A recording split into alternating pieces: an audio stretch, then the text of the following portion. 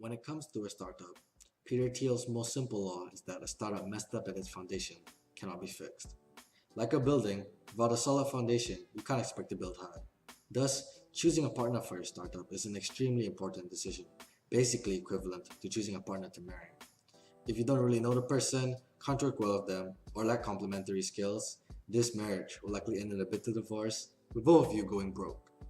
However, if let's say you've known the person for a long time, maybe one guy specializes with computers and coding, while another is great at marketing, and you guys just generally work together well, then like the best companies such as Facebook, Google, and Microsoft, which all start as partnerships, you will have the foundations for success. Besides this law, Peter Thiel has 4 rules that every startup should follow. There's a famous quote by Henry Ford that goes, "If I had asked the people what they wanted, they would have said faster horses." This would have been a step from 1 to N, a small improvement on existing technology.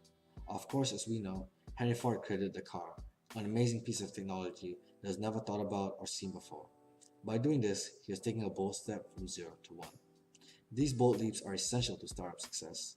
For example, when Amazon was launched, it was famed to have 10 times the selection of books of a regular bookstore, as it ordered directly from publishers. This bold advancement is a big factor for Amazon's great success, and Peter Thiel's first rule is thus, it is better to risk boldness than triviality.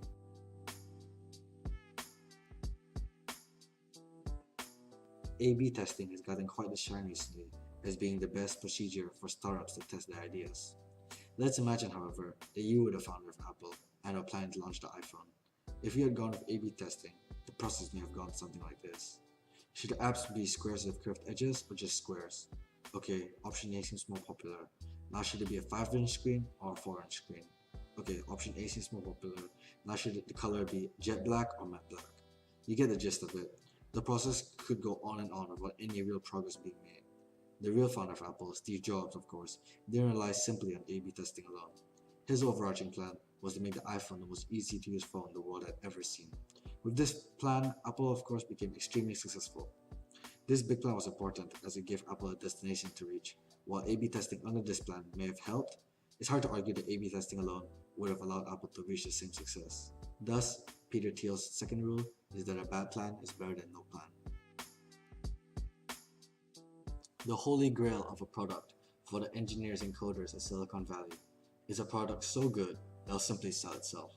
Of course, this is practically never the case, but let's imagine a new product is launched, and yeah, it's amazing. However, zero money goes into advertising and sales. When asked to buy the product, what will people say? Probably stuff like that they're still not convinced, they don't know what's so special about the product, or more likely that they've never even heard about it before. Companies, of course, need to figure out how they will advertise and market. Maybe advertising to the mainstream media, going for a viral marketing campaign, or going direct to big corporations with this product. Once they've decided and actually put money into these sales tactics, assuming the product is really amazing, consumers are going to start saying stuff like, definitely going to get it, amazing features, or at the very worst that they've heard great reviews about it. Thus, Peter Thiel's third rule is that sales matter just as much as product.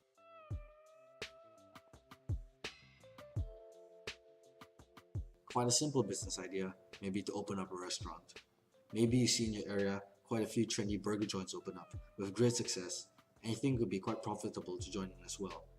The problem with that is of course the sheer number of competition your restaurant will face from not just other burger joints, but any type of other restaurant currently existing or that may come up in the future.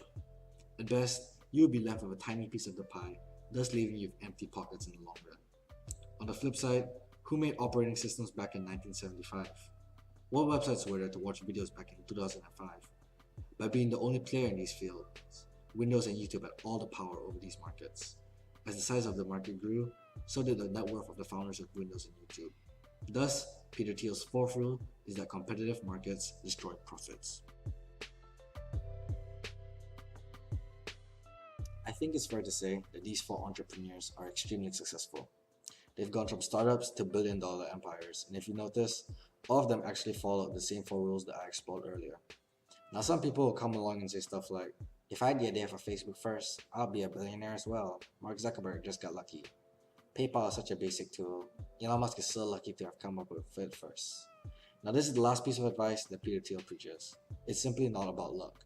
The most successful entrepreneurs succeed because they've hustled, rejected the mainstream views by thinking for themselves, and went from 0 to 1 when no one else saw the possibility to. At the end of the day, you have control over your own life. You are not a lottery ticket. If you liked this video, go check out my Instagram and subscribe for more animated book summaries.